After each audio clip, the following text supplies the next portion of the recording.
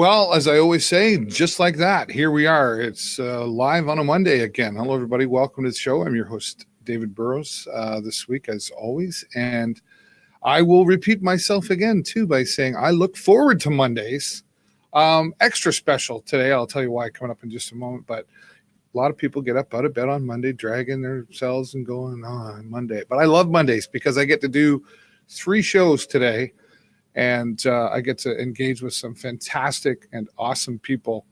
And you're going to get to meet some of these fantastic and awesome people here as well coming up in a little bit. Coming up in a few minutes, we will talk to the Enactus team from Lambton College. This is an amazing story, a 6-year journey of Lambton College students who've gone off to Zambia to do great things, to go on to winning awards, and then recently over the weekend winning the World Championship Enactus champion. So that's just, super exciting stuff.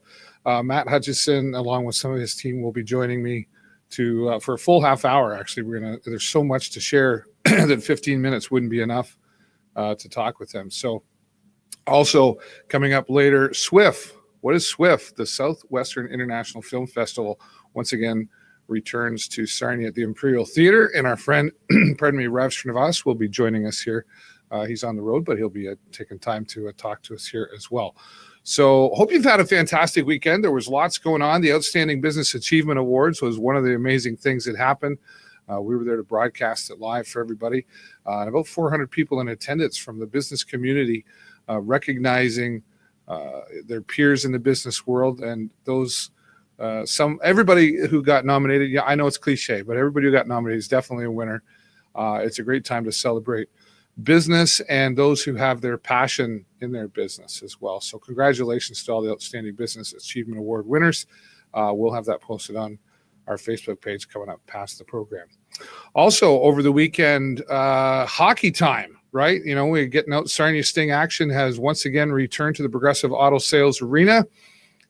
And coming out of the gate pretty hard with some wins and then having some struggles along the way. This past week was a bit of a tough one again for the Sarnia Sting.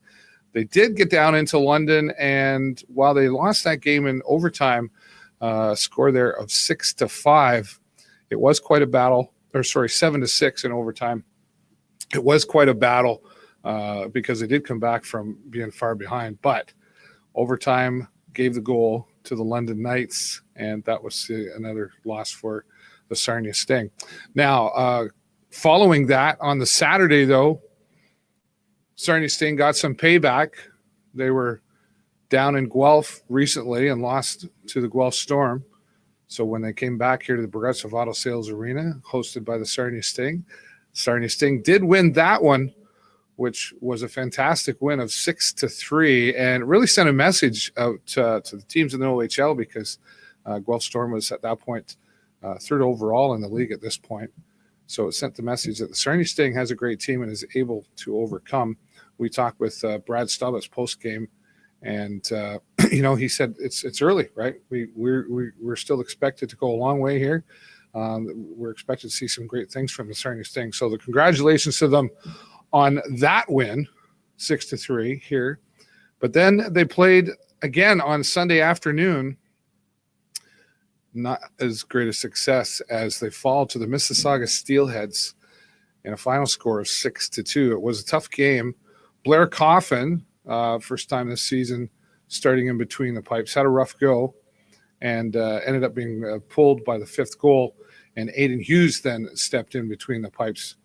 And it looked like they might come back with a bit of a return. Myself and Jake Chersky were there watching the game. Jake joined me on our broadcast as Jay Peckham was off for the afternoon, but Jake gave us a great some insight on what he's seeing with the Sarnia Sting. Still seems a bit early to tell. There's 3 goalies have been played: Aiden Hughes, Ethan Langevin, and of course, as I mentioned yesterday, Blair Coffin. And it seems like they're all being given a chance to show what they can do. But it was definitely a rough one for Blair Coffin. But we'll see what happens moving forward. So a bit of a rough go there at the Sarnia Sting. The next game coming up for that will be the Owen Sound Attack. That was one that also the Sting had a loss to when they visited Owen Sound in their neighborhood. So we'll see if payback comes around this week. That's coming up. Pardon me, I'm having a hard time talking today. I don't know why. Coming up later on this week, we'll keep you posted on that. And my friend Jay Peckham will join me, as always, pre-game, and then the second intermission with his fan perspective. And we always have post-game comments from the coach or the players from the Players Lounge. So follow us everywhere on Twitter for that, and Instagram for the updates during the games as well as our live broadcast. And I want to give a shout out to my friend Dan Tidball. Dan owns DT Freight Express, and he's one of the supporters of our stream at the Sarnia Sting. Thank you, Dan, for your support. We really do appreciate it, and we'll likely see him at a game, and when we do, we'll probably bring him on to talk about himself a little bit. Well, Sarnia votes. Just before we get started, Rebecca Crow, thank you so much for stopping by and saying hello. Last week I had an interesting conversation. My friend Jay Peckham, he seems to join me a lot. I like the guy. I like having him around. Jay Peckham joined me on the show, a special show. We called it Municipal Perspective. And it was it turned out to be a fantastic show. The 1 hour planned show turned into a 1 hour and a half show. So it went very well. For those of you who've watched or followed along with my show on a regular basis, and I thank you for that if you do.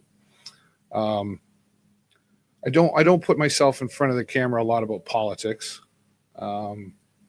I do have conversations with people very close to me because, it's really a personal thing. But that's why I put a lot of thought into whether or not I was going to do something called Municipal Perspective. And once we decided on the format, I'm glad that we did. Current City Councillor Michael J. Kelch joined us to give his perspective. He's been through 6 elections. He's seen a lot of things change, that's for sure. And it was good conversation. It was good to have him there. I was very grateful for the fact that Mike Kelch from City Council joined us. Caleb McKinnon also joined us on the show. He's been involved in the political world for many, many years. Kind of grew up handing out leaflets with his mom when he was a little boy. So he's been around the political world a long time. He joined us with his perspective of what's going on in this election. We talked about the effects of social media. We talked about e-voting because this is the first time the city of Sarnia has used e-voting. Pretty simple process. I know some people, there's a big debate on, is this a good thing? Is this a bad thing? Is it a safe and secure thing? We hear, anyway, that's a whole other story. But it is what it is, and it is here, and it's the way it is. I mean, I'm talking to you via microphone and video camera on a Facebook page. Modern technology. We have to keep moving with the times, I think. So anyway, you have an opportunity, not just on one day, but from October 11th to the 22nd, cast your vote online. I did it on my computer here. It was pretty simple. It was pretty easy. And was done quick like that. The longest part of the process was deciding who I was going to vote for. And no, I'm not going to tell you that. I am going to suggest strongly that you take the time to do your due diligence and research and do vote. I still run into people who say they don't vote, doesn't matter. Or I heard, I figure if I don't know anything about it, I can't complain. Anyway, I'd sooner like to hear that you're out there doing your part in your community and voting. All right. See, we've got some people watching out there. If you are watching, please say hello. Tell us where you're watching from so we know who you are. And we'll be letting you share your comments and your questions coming up a little bit with our guests as well. All right, moving on. Yes, cinema. It's that time of the month where it's Halloween month. That time of the year, I should say. But it's getting to be that time of the month where Halloween's almost here. And we're going to see some interesting things. We've got some things happening out at Lambton Mall and all over the place, actually. So keep an eye out for all the Halloweenish stuff. But let's pull this big screen here. Cinema 42 down at Theater 42. They're going to be putting on a Halloween night coming up this weekend. It's only $2. Beetlejuice. I'm not saying it the third time because the guy will probably show up. But Beetlejuice, oh, there, I said it 3 times. They're going to be showing that. And also Sleepy Hollow is going to be presented down at Theater 42. And anyone's welcome to do that. They are inviting you to join the party by getting all dressed up and celebrating Halloween once again down at Cinema 42. John LeVere and friends inviting everybody to come out and join us, or join them for a spooky, fun evening. And it's a fantastic facility down there at Theater 42. It's just down in the corner of Divine and Indian here, the old, I call it the old Union Hall. And it's going to be a good time. They've got lots of things going on there as well throughout the year. Some great plays happening down there. Check them out on Facebook, Theater 42, yes. This way, I'm going to be involved in this one coming up next week, business show. The Ladies Fall Expo is going to be happening once again at the Dante Club here in Sarnia. And it's all about ladies in business. And once again, as we prepare for this, you'll get an opportunity to come out there and check these ladies out, ladies in business, and supporting a fantastic cause, which for the 3rd year in a row. This is the 13th year for this event. And who's talking to me? Oh, I'm reading the folks. Elaine, I'm going to talk to you in just a minute. The Ladies Fall Expo is supporting Noel's Gift once again for their 3rd year, but this is their 13th year of having the event. And we've had some guests on previously. We'll have, I believe, Stephanie Purdy is going to be joining us on the show next week as well to talk more about this Ladies Fall Expo. And shout out also to Glenn Fenwick, who's being supportive of the events. And I'll be there broadcasting. I'll have a special video from Glenn Fenwick Motors. Got to go for a ride in a brand new Accent. Wow. Very cool. Very awesome. Safety being a big part of Subaru safety, I guess you could call it that. So thanks to Glenn Fenwick for that support. And we're looking forward to being out there October the 24th for the Ladies Fall Expo once again at the Donna Club here in Sarnia. All right, I'm going to take just a quick break to check in on our first guest, and then I will be back in just a moment. Stand by. Elaine, don't go away.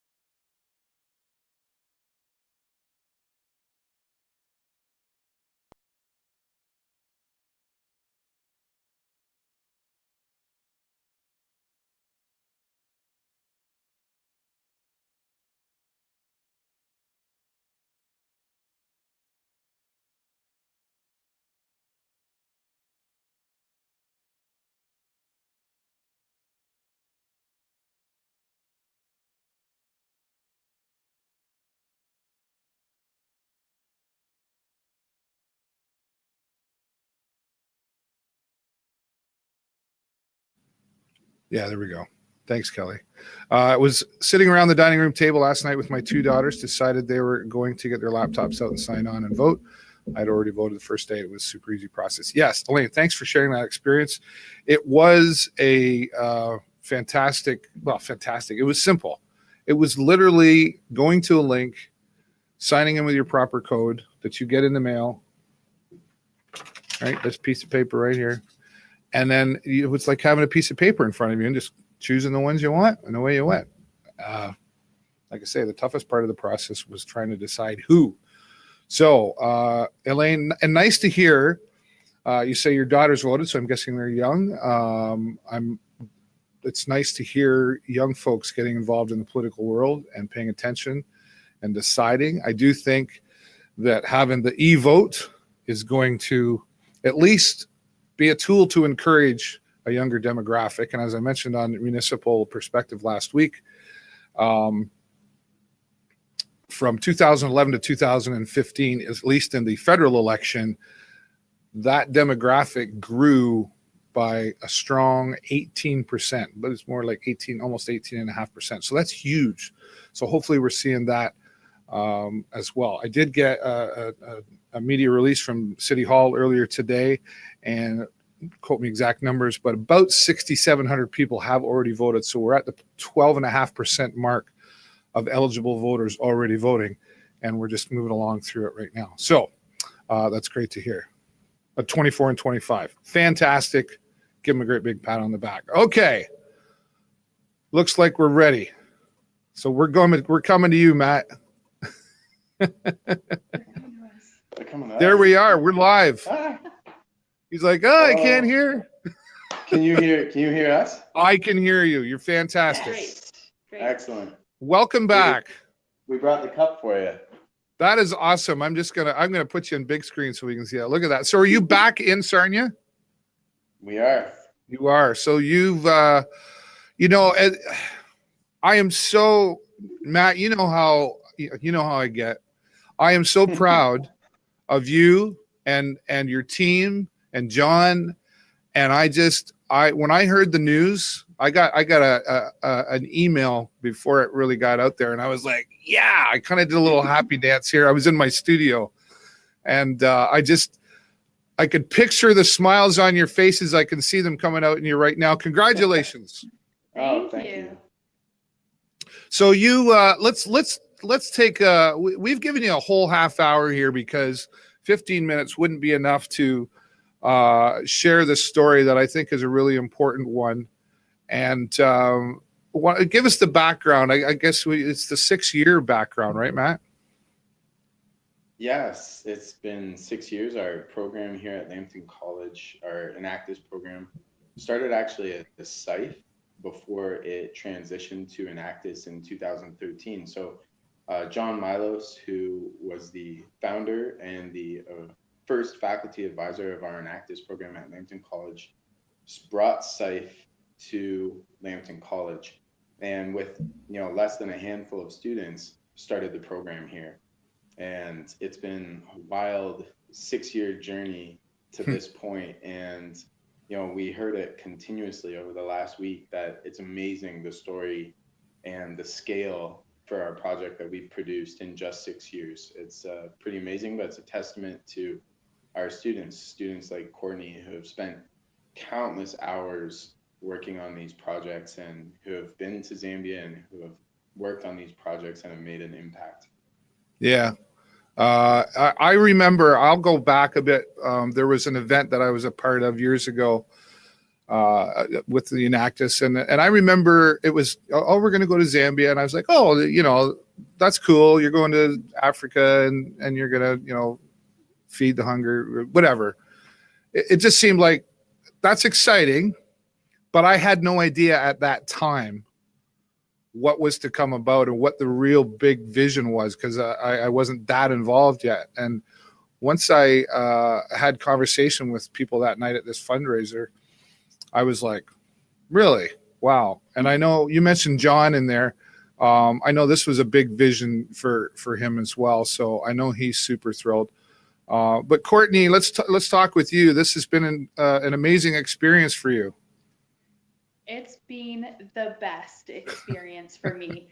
Had you told me 3 years ago when I first got involved with Enactus that I would be sitting here today talking about this accomplishment for this world-class project, I mean, I saw the vision, but I didn't think I would be here being involved, and it's just incredible. Yeah. One of the things, and let's get into more detail in just a moment about what Enactus is and what's happening in Zambia for those that may not know. But it's really been every person I talk to, every student that's shared in this, and including faculty, this has really been a life-changing event, a real eye-opener, if you will. And I mean, you didn't just go over there and do it for people.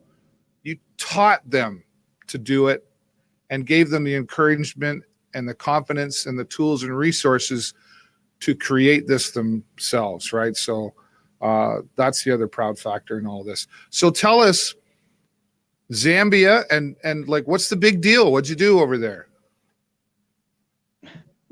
You want me to go? What's a big deal? Well, I was fortunate enough to go to Zambia. Court's been more than once, but I think when we talk about Zambia, really the first question that comes to judges and people's minds is why Zambia? Why are you going to Zambia? Why can't you work here in Canada? There's a lot that needs to be done here in Canada. And the answer really starts from, it's about our students. And it was a student named Tom Chona who actually was from Zambia and came to Lambton College to learn about solar panels. And he approached our team back in 2012 and said, hey, I would like to bring solar panels back to my school in Zambia, Africa, and I'd like your help in doing that. That was the catalyst that led to all of this discovery and the needs that we identified early on in the project. We identified that they didn't really need solar panels at that time. They needed, basic hierarchical needs, food and water, access to clean drinking water. But it started with food security. It's amazing, to see the poverty is just so eye-opening. It's so different. Poverty is relative. When I talk to people about why we work in Zambia, I say, the quality of life in Canada, even though there are a lot of people that are living in poverty, the quality of life in poverty is relative to that particular developed country. Yeah. In Zambia, poverty is unlike anything anybody here in Canada could even imagine. Going this was the most eye-opening experience I've ever had in my life. Yeah. And I'm so thankful that I live here in Canada and we have the things that we have available to us in our society. It's like I said, it's just relative, but the smallest effort can make the most dramatic impact and change over there. And it really just started from their desire for knowledge. And that was where students like Courtney, working with our students, gave them the knowledge they needed. And that led to all these dramatic impacts. And thanks for sharing that. That's you bring up a key point, that word poverty. We say poverty here in Canada, and we have kind of a definition in our head of that. But we have services and assistance and that type of thing available to if you're in need for that. Like, I don't think anybody's really going hungry. But there, like, it's a complete different definition over there to our definition here, or in the United States, or in a lot of places, quite honestly, right? So, Courtney, talk to us about what was created there, and give us some numbers on the numbers. The dollars are so overwhelmingly impressive. Right. So this past year, we expanded our no-till farming program exponentially. We adopted a train the trainer model so that while we're not on one of our 4 trips a year, that other Zambian trainers can train more farmers. So we students trained 339 trainers this year in Zambia, but those trainers went on to train 33,998 other farmers who are now part of our program. So almost 34,000. Holy, that's the first, I've never heard that number. That's great. Sorry, and keep going. You'll be very impressed by this number. By adopting no-till farming, those almost 34,000 farmers had profits of almost $1,500 each, which equates to $48.8 million in profit collectively. In profit. In profit, not revenue. Yeah, not revenue. Key word, right? Keyword profit. So now they're using all this profit to send their kids to school, to diversify their farms, to have livestock, to build health clinics and schools and drip irrigation systems, and to start new businesses. That's It's incredible. it really is. I don't even think incredible is the right word, but we'll start there. And that's why I said this is life changing, not just not just for the folks that you were helping, but for yourselves and those involved in being there. One of the first things that comes to my mind, though, that would be, I mean, there's huge challenges that have come along with this, I'm sure. What about communication? Was that a challenge? It's always a challenge. That is a constant challenge in all of these 6 years. There is a language barrier, but more than that, it's communicating when we're here in Canada. The infrastructure for internet is very challenging over there, and we'll send a message one day and they won't receive it for another week. And then by the time they respond, we won't receive it again for another week. So it's very challenging. So you wouldn't want to set up a schedule and then have to cancel. David, imagine that every time you went to make a phone call, you had to walk 7 to 13 hours to do it. Walk. Imagine every time that you wanted to communicate with somebody outside of your own village, you had to walk in excess of 20 to 30 kilometers. Well, I would put a lot of thought into what I was going to say in that conversation. You absolutely would.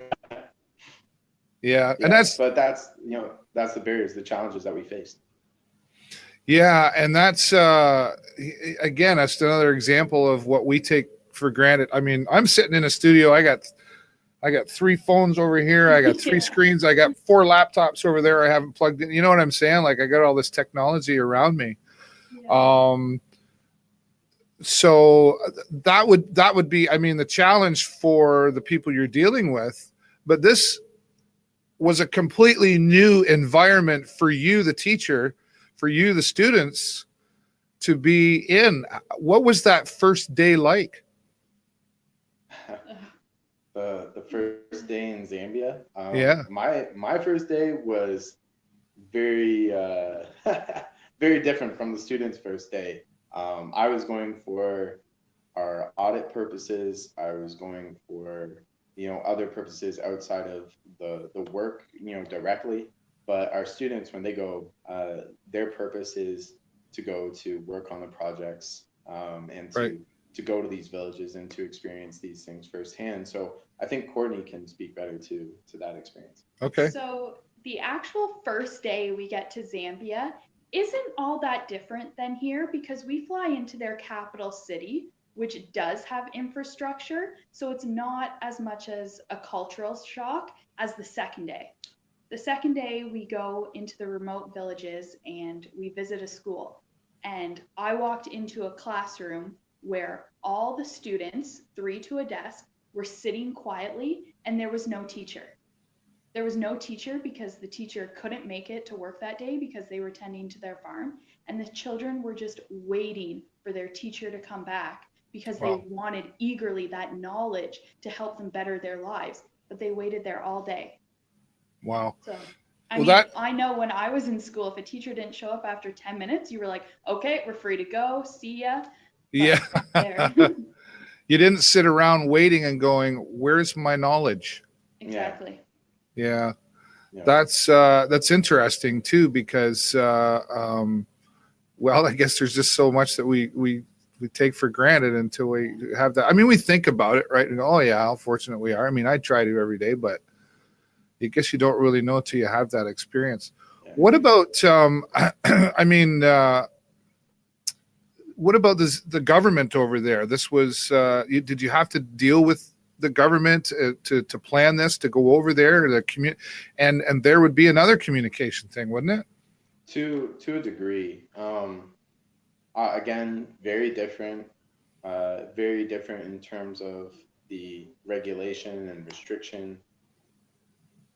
In terms of coordinating with them to work on this projects, we were fortunate, because of our student Tom and his kind of laying the foundation for us, the inroads, if you will, for us to start that work. He had those initial contacts for us, so we were able to avoid the government or any government body that we would have otherwise had to have worked with to do this work.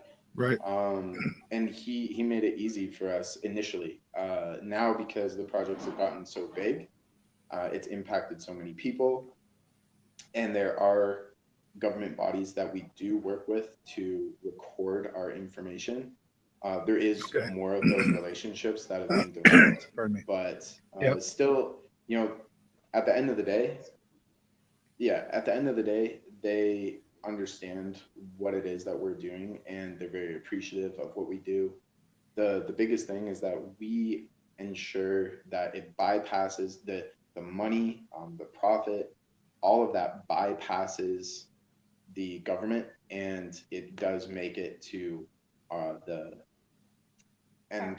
farmers that we work with. Yeah. Wow. Interesting. And that's obviously the obvious part of that, or the obvious importance to that, is to keep this growing, to be able to take that money and keep this growing. But I mean, money isn't everything, but it is up there with oxygen, right? You kind of need it to live. Yeah. So that money, like, this is life changing to these people, right? Like, because this is something that probably an amount of money that they've never ever dealt with. So was that part of the training as well on, okay, now you've got all this money? Because I know, like, if I had $10 million tomorrow, I'd be like, I've never had $10 million. What would I do? I mean, I know I'd buy a new car and have fun and all that, but what would I really do? Was that a part of all of this? Yeah, it was important from the start. The Zambian community is very communal. So we were fortunate that the community are together to start creating those infrastructure supports that the remote villages need. So they're pooling their money together to build health clinics and drip irrigation systems and schools. And as well, a lot of that $1,400, $1,500 in profit goes to their families. There's usually 8 kids in a family, and it costs money to go to school. So they're paying for their kids to go to school. They're paying for their uniforms. They're paying for food all year round now, whereas before they didn't eat all year round. They went through what was called a hunger season. And now with that disposable money as well, they're investing back into. So each year that this project keeps moving forward, we're going to keep seeing growth in the communities in this way. So this is like they've just created their own economy. Basically, correct. Right. So then as this grows, will this somehow connect into government? And, you know, I mean, over time, I mean, let's look at this 15, 20 years from now. Right. Where would this community likely be, or what's the hope anyway? Right. So our plan really is to make this a fully sustainable Zambian project. We want the Zambians to take ownership of this. We don't want to be helping them for the next 20 years, 4 times a year. So they will be taking ownership of it. And as each challenge emerges, there is success, or with progress comes challenges. So every time we hit a new challenge, we will help them tackle that issue. And if we need to bring in government support, we'll do that.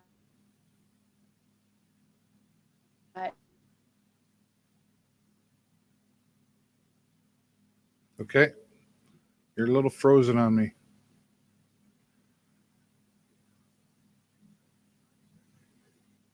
I've lost you there, Courtney. If you guys could refresh, come back in, and then we'll talk a little bit more about the award, and we'll just give them a moment to do that. Yeah, the Enactus program at Lambton College. What an incredible impact it's had on another country, Zambia in Africa. We're talking about, and Courtney was just pointing out there, and I think this is really important too, that you know, they're not doing this, they're teaching this, and they're wanting, you know, this to be taken over. Are you back? Yeah, we're back. Sorry about that. Yeah, no, it's no worries. That's because you got up and walked away, Matt. Oh.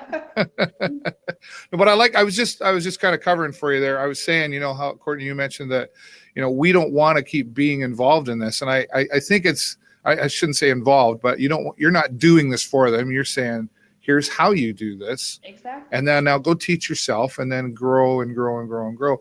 And I think that's a fantastic way to look at it. In fact, I think there's a lot of nonprofits and stuff that maybe don't look at it that way. They just go, we just got to keep doing this because there's a need out there. Well, yeah. So I really like that. I've learned a lot of that from Matt, having conversations with him, telling me, you know, about, and that was always a key point that kept coming up is Yeah, that's fantastic. I'm sorry, I've just got so many questions in my head because I'm overwhelmed with it too. And like I say, when I got the news, and then, so we've talked a lot about the project.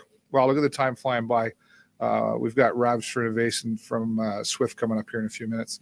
But so I'm out and I'm here in the studio and I get this news, and then I'm out at the Outstanding Business Achievement Awards, and Lambton College goes up on stage and wins another award. And it's like Lambton College, like nobody else gets to win awards anymore. Lambton College is winning them all. This was a great week and a great year. Yeah, for sure.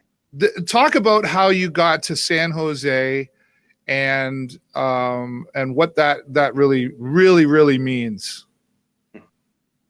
Man, what a question. You didn't think this would be easy. Yeah, where to begin? No, I mean, you think it would be easy. It was the most surreal experience I've ever had in my life. You know, you go through all this, and the last year has been so demanding of our time. Yeah, and we put so much blood, sweat, and tears into everything that we've done. You know, we're so appreciative of all the support that we've been given over the last year. You know, Judy Morris won the Outstanding Leader of the Year award at the OBAS, and our SMT is just so awesome for everything that they do, the support that they provide us, and then to come down and watch us and support us while we're there at the World Cup was just, again, another testament to their leadership and their support that they give us. The school was so supportive. Canada was so supportive. Actually, while they were presenting on the final stage, the live stream broke. Canada broke the live stream in Silicon Valley. Yeah, in Silicon Valley. The tech failed in Silicon Valley. Oh boy. Yeah. I'm a live streamer. I don't like hearing those things. I had to go because it's been there, had that happen. Yeah. But I mean, this flag actually right behind us, this was amazing. You know, there were so many moments for our team where as a team we bonded, but we bonded even greater with our country. And what happened was, we didn't know this, unbeknownst to us, Enactus Canada had taken this flag and they had put it on, there was a little immersion activity kind of science fair thing going on with all of the countries, and they had put it on the table, and all of the other countries came around and they signed this. You know, we have Texas, we have Morocco, India, wow, Netherlands. Just saying, like, this is Azerbaijan loves you guys. You know, just the support from Canada and the support from everybody that was there. They loved us. Our students were humble and gracious in their victory and in their support of other teams. That's fantastic. It's a competition like this that is unlike any other, in the sense that everyone is here and we're celebrating all of these students for the amazing things they're doing to change the world. And there's just nothing like it. There's nothing like it. So students at Lambton College must be like pounding down the door. I want to be a part of Enactus. Right? Yes. And apparently high school students too, pounding down the door to come to Lambton College. Well, for more than one reason, right, Matt? We know, you and I know that. We can talk about that on another show, but there's a lot of reasons at Lambton College. I talk to people, and Matt and I have had this conversation, and I've talked to Judith Morris about it too. It's you say college, it's college instead of university. Do you know what I mean? And not anymore. Not anymore, boy. You just got to watch out. That little school. Oh, I remember John saying something about, somebody said, "Oh, you're a department of 3,000 people," and he's like, "No, that's the whole school." Yeah. So if you think you can't make a little difference, try sitting in a dark room all by yourself with a mosquito, right? Yeah. So I told these guys, the students, before they went to present on the final stage, it was Monday Night Football. Drew Brees broke Peyton Manning's record for all-time passing yardage. Okay. And there was a moment because he was mic'd up on Monday night, and he had his family there, and he ran over to his little boys, his 3 boys, and he was hugging them, and he said, "I love you, and I want you guys to know that anything you believe and you want to do, you can do in this life with just a little bit of work." And I said that to these guys before they went on to the final stage. I said, anything that you want to do, that you believe in, that you want to go out and you want to do in the world, and that's your passion, you can do it. Yep. Just a little bit of work. And it's an old cliche. We've been hearing that for years with all the hard work. But I mean, there's a lot of variables that go on with that, surrounding yourself with the right people, timing, all that sort of stuff. But I'm a true believer in that. So I think it's great that you share that with the students. And I just want to hug you guys when I see you, just so you know. And I got to start wrapping up here to move on to my next guest in a moment. But Courtney, I've been wanting to ask you this throughout the whole broadcast here. I mean, you're a young lady. I don't know if you have children or if you ever plan on having children, but what are you taking away from this that you would share with your children, or I guess like the next generation coming behind you? It's all about the power of one. When I got involved 3 years ago, I didn't think that my efforts, my individual one-person efforts, could help change other people's lives in significant ways. Yeah. And through this, I learned that. So I will say that for the rest of my life and truly believe it. Well, you're a great testimony to it. Thank you. You're welcome. Matt, any final words before I wrap up here? Anything is possible. Our students are, again, a testament of that. I'm so proud of them and everything that they've done. I know they're going to continue to do amazing things because they're amazing people and they have the biggest hearts in the world. Yeah. Colleges are competent, and we are the first college in Canada to win the World Cup. There's a lot of bragging rights. You'll be able to take this on for a long time, buddy. Ride the wave. We're gonna ride this wave for a long time. Nothing wrong with shore anytime soon. That's right. There's nothing wrong with being first. Real quick, so what's next for Enactus? Is there a new project on the way besides this? That's not a real quick answer. Yeah. Okay. All right. There's a lot of things. Despite the fact that all of our efforts over this last year have been focused internationally, we also have some amazing domestic projects as well right back here in Sarnia, and we're going to continue to build on those. It's been a great journey for the last 6 years with Zambia, but it also requires a lot of hard work and a lot of work that we can now begin to move back home. So there's going to be a lot of work done here locally that we're really excited about too.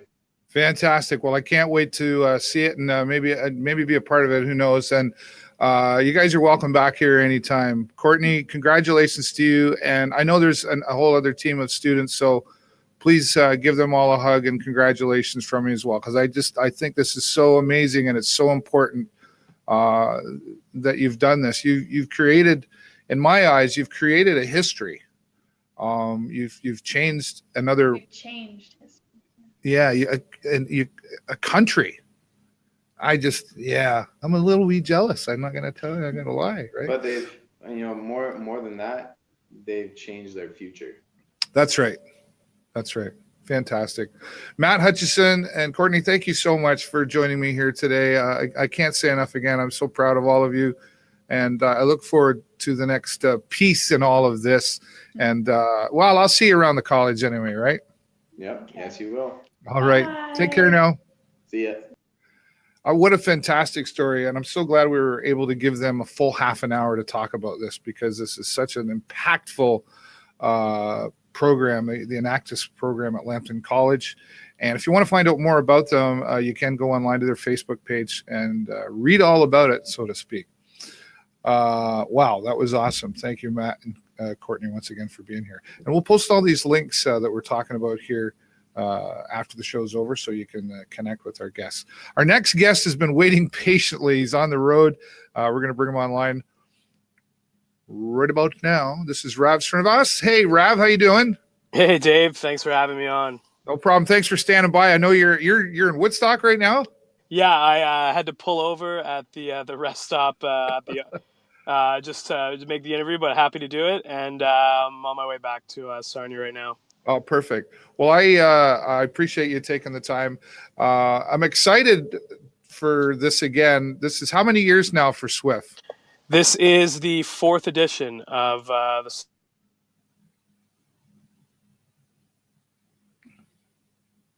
Uh-oh, he froze. He's on the road. This could be challenging. Let's try this again. So SWIFF is the Southwestern International Film Festival, and it's coming to the Imperial Theater from. No, oh, stand by. Is he going to make it back in? Here we go.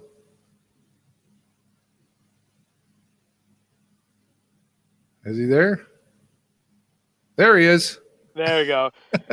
Yeah, so this is the 4th year of the festival, and we're running November 8 to 11 with our opening night film at Great Lakes Secondary School, formerly Skits. The very successful, very funny Bo Burnham's 8th grade. Yeah. Here's a card right there. Oh, yeah. Okay, cool. I've got it up here too, I think. Yeah. Yep, there we go. So this is, this is something that's really near and dear to your heart. Like you've been in so we'll say the movie biz for quite some time. And, I always like to talk about the fact you could have taken this anywhere, or at least there probably were some other choices that might have popped into mind. Or was it just Sarnia? That's it. Well, I mean, there are certainly other opportunities. You could have started a festival. There are some bigger markets. You could have started a festival like this. But, I mean, Sarnia is where I came from. I went to high school in Sarnia. My family, my brother and his family are still there, and I have a lot of friends who are still in Sarnia. And, it takes community support from local organizations to make an event like this happen. And so, I mean, it was really the first option and the only option where I wanted to take, a film and music festival was to bring it back to my hometown. Yeah. And you've really seen that community support from around here too, like as far as sponsorship and volunteers. Is that right? Yeah, of course. This festival would not, be running and would not have started without the support of the Carpenters Union, Local 1256. But then since then, they were our founding sponsor. And since then, other organizations have caught on and, joined the Carpenters Union in supporting us, like Nova Chemicals and Blackwater and, GMSB law firm, Decina, Blue Water Power, Lamstar, Steves and Rosema, and the list goes on and on. That's fantastic. And so, yeah, it's been great. Well, when you do something and you do it really great and you shake things up the first time around, then other people got to go, what's that thing going on over there? So, and I know you've done a fantastic job at that. Let's talk about, so we got some great movies coming here, and that's fantastic lineup. We can talk about that, but there's more going on here, is there not? There's like some entertainment and workshops, et cetera. Talk about that. Yeah, I mean, we start the festival Thursday morning, where we invite high school classes from across the county to participate in our free films for high school students. So last year we had over 500 students come to the Imperial Theater. It's free screenings. We usually bring a guest to talk to the students afterwards. They get a free pizza lunch from Jerezzi's Pizza. Nice. It's just great free enrichment programming that is open to all high school students. And so that kicks off our morning. And then we have our opening night film, which I mentioned. And then we do have free workshops at the Judith and Norman Alex Art Gallery. That's Friday morning. So this year we're doing a really innovative workshop on augmented reality. And that'll be hosted by also 2 former Sarnia locals, Levi Webb and Adele Taylor. And then we have a film criticism workshop. So if you ever wanted to, be a film critic or just polish up your Rotten Tomatoes reviews, we have a very, very experienced film critic. I can do that. Yeah, exactly. His name's Adam Cook. He's written for the New York Times, the Globe and Mail, and among many others. So he'll be here lending his expertise, and those are free for high school students as well. That's fantastic that you've involved that part of our community, our next generation, so to speak. And the city of Sarnia, like, you've really created a relationship with the city as well, right? Yeah, I mean, we've been working. The mayor, the current mayor, has been very supportive of our endeavors. He, has offered forward in every year of our program. But we received support from the county as well. So they have sort of seen how this is sort of upped the ante in terms of arts organizations in the area, and we're bringing, I think it's just we're bringing unique programming that's just not available. That wasn't available, and we're bringing diverse stories, perspectives, and we're also bringing entertaining films, award-winning films that aren't necessarily going to the Cineplex, and we're bringing interesting music as well. So I think people are just been very supportive of it. Yeah. Why do you think people are so supportive of it? I mean, it's okay, it's fun, it's entertaining, but it's. I mean, I see, and obviously you do. There's a bigger thing. There's a bigger picture going on here. Do you have like an ultimate goal of what you want to achieve with this festival? Well, I think people are interested in it because we're bringing smart, thought-provoking films that are also very entertaining and very worthwhile. I mean, these are films that you see pop up on Netflix and Prime and all kinds of other streaming things like that as well. Yeah. So you can see these films, for the first time, kind of beat the crowd, but these films ignite conversations. And I think that's why a lot of people are interested and engaged and stimulated by the films that we're bringing, because these are the conversations that, you go have after a film, whether you're going to grab something to eat next door or you're grabbing a coffee. These are the films that kind of stick with you a little bit. Whereas, a lot of films, while they're entertaining and, they're there to just sort of like leave your work and, life behind and just kind of escape for a bit. These are films that, ignite positive and interesting conversations that might even enact some kind of social change if we're lucky.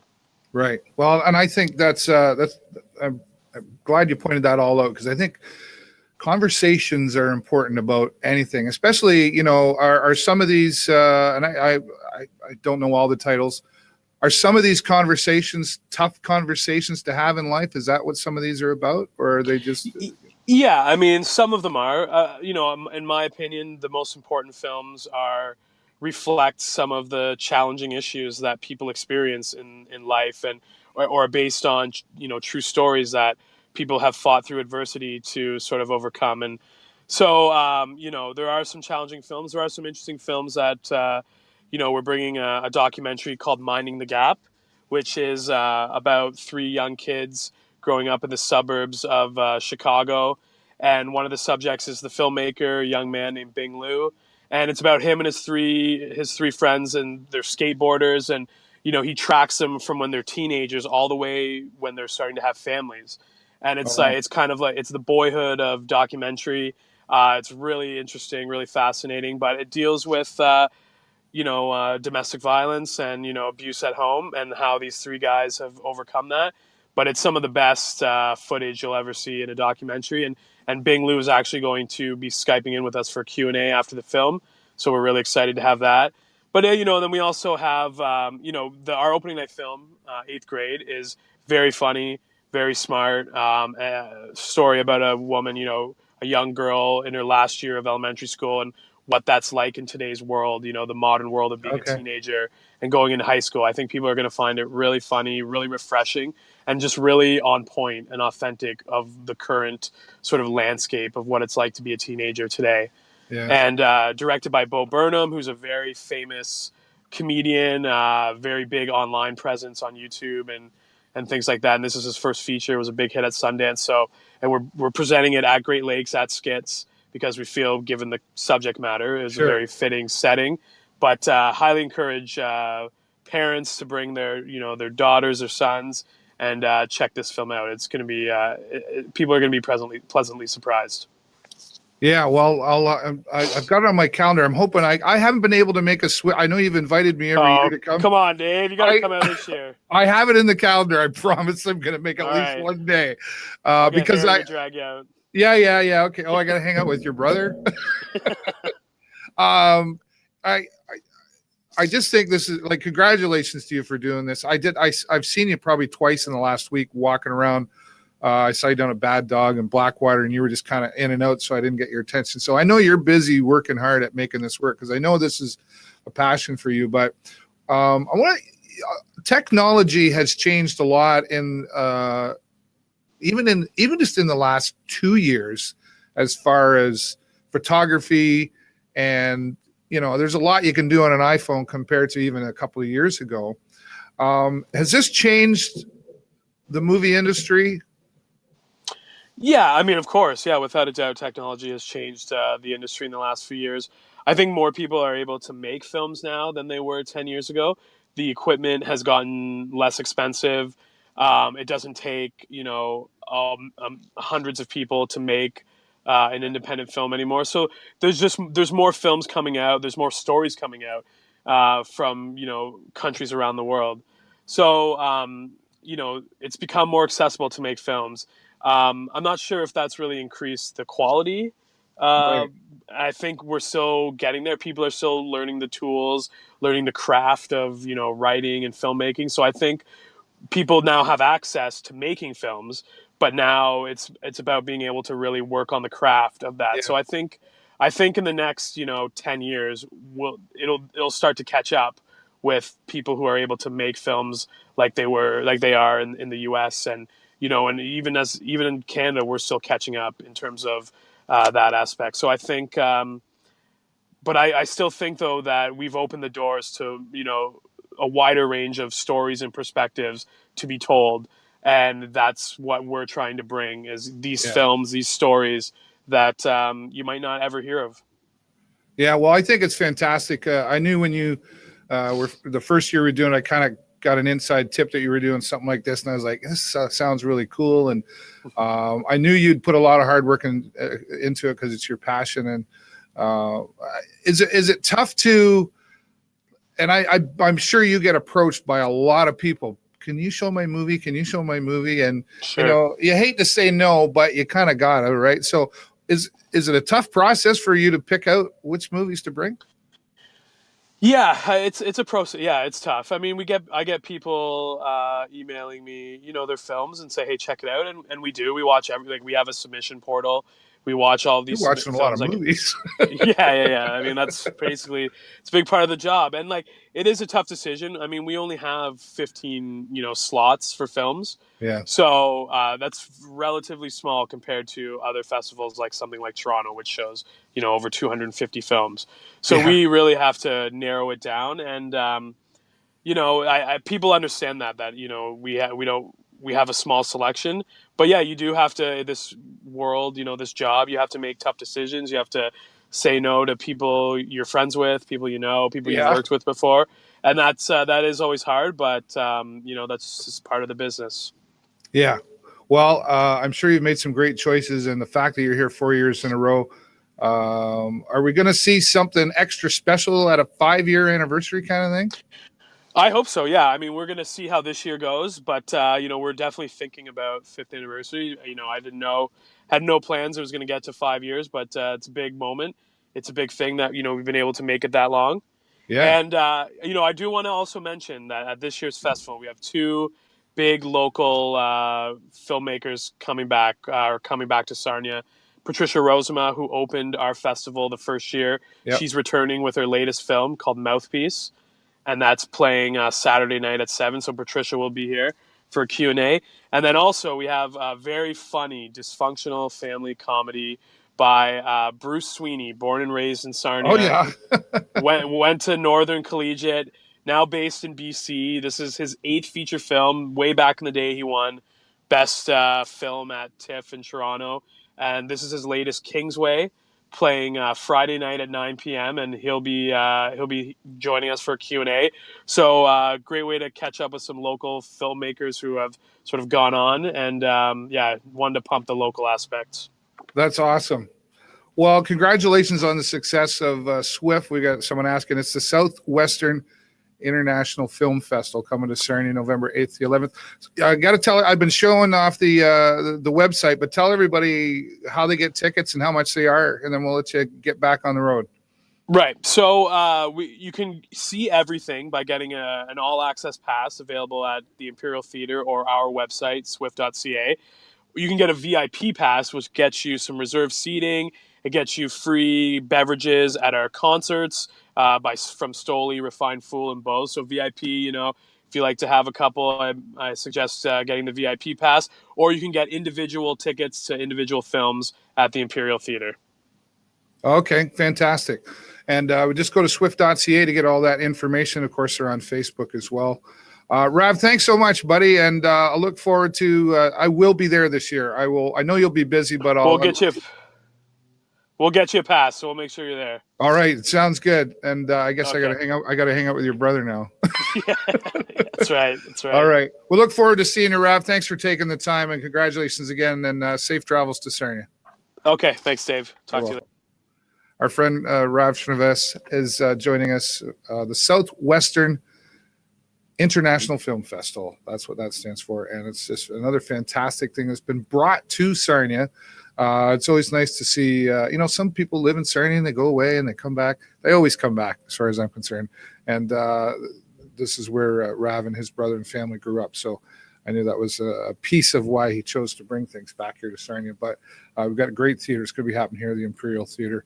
Go online to imperialtheater.net. You can get your tickets for that. And to find out more, go to swift.ca to learn about all the films that are coming, the workshops that you can sign up for, and be a part of SWIFF. Once again, November 8th to 11th here in Sarnia at the Imperial Theater. Wow, it's been a really interesting conversation here today. And I want to say thanks to all of my guests who joined me here. Special thanks to Enactus Lambton, Matt Hutchison and Courtney, who joined us here talking about their World Championship win. Congratulations to them once again. And if you want to find out more about them, you can also go to their Facebook page, which is there. It's up on your screen. Go to Enactus Lambton on Facebook and find out more about what Enactus is. It's not just here in Lambton College. This is a worldwide thing. And they are the #1 Enactus on the planet. That's so awesome. I think that's fantastic. That's happening here in our community.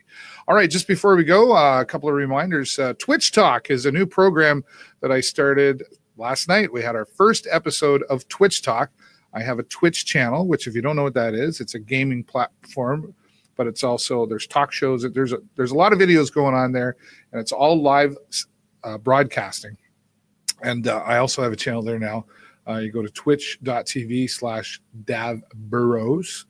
And or just go to davburrows.live and it'll take you there, and you can see the replay of the first Twitch Talk show.